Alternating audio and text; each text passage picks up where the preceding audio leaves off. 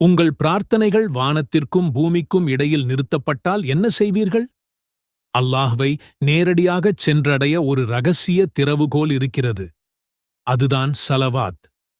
பார்க்கப்போனால் மிகச் சிறிய வார்த்தை, ஆனால் பிரபஞ்சத்தையே அசைக்கும் சக்தி அதற்குள் அடங்கியுள்ளது.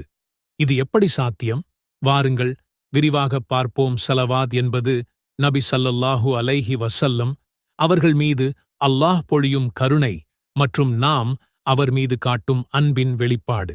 அல்லாஹும்ம ஸல்லி அலா முஹம்மத் என்ற இந்த சிறிய வாக்கியத்திற்குள் நம் வாழ்வின் போக்கையே மாற்றியமைக்கும் மாபெரும் சக்தி மறைந்துள்ளது.